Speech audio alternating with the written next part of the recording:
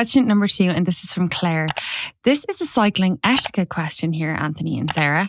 A guy on my Saturday group spin is so aggressive towards motorists and other slower riders, like people out for a leisure spin on the bike path. I grimaced a few weeks ago when you covered if runners should be allowed to run on the bike path, because I've seen him literally roar at the top of his lungs at any non-cyclist on the bike lane. It's actually putting me off going on the group ride, even though this spin has kind of become my only social outlet. Any advice? As a female member of the group, I don't feel confident to address this. There are, of course, rumblings and eye rolls from other people in the group, but no one has actually come out and said anything to this guy. It does go to underline the point so often, especially on this podcast, we have focused on the interaction between cars and cyclists.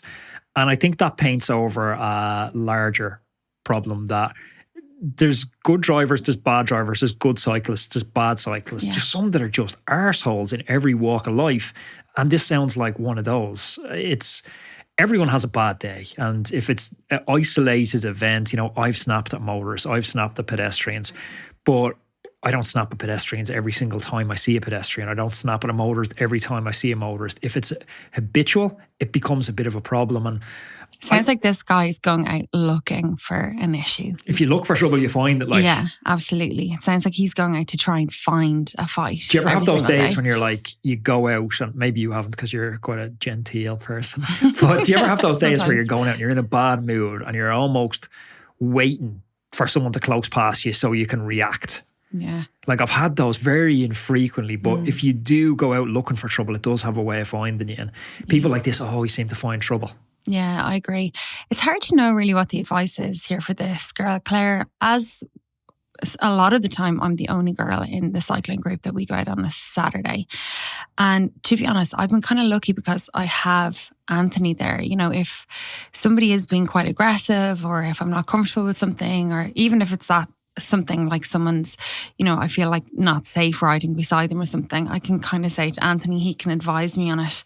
And I know that if I was the only female and I didn't have that kind of support, and someone like this was kind of going off and making me feel uncomfortable, likelihood would be that I would find another group. And that's really, really sad, because we should definitely be able to, voice what we're doing. If this person is kind of aggressive with motorists and somebody who steps onto the bike path, I don't think I would feel comfortable saying it to them. It's got to be the group leader, though, or the club chairman, or whatever that structure is. And therein lies the problem with a lot of groups, is that you do need somebody to really go and spearhead the ride and take responsibility for being the ride leader.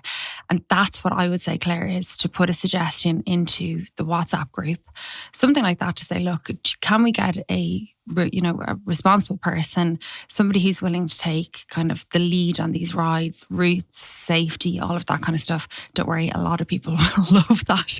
They will relish the road. Hopefully this guy doesn't offer to do it.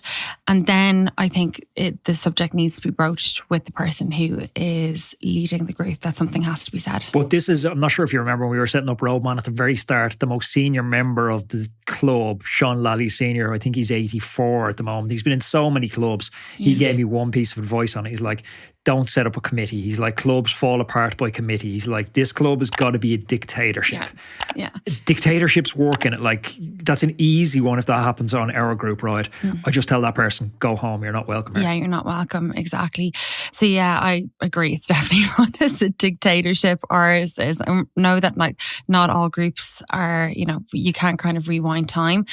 But yeah, I wish in situations like this, other people would step up, because it's obviously, maybe it's not as annoying to the other riders as it is for this lady, or she feels a little bit more kind of uncomfortable than the guys or other women in the group. But this just shouldn't be happening on a group ride.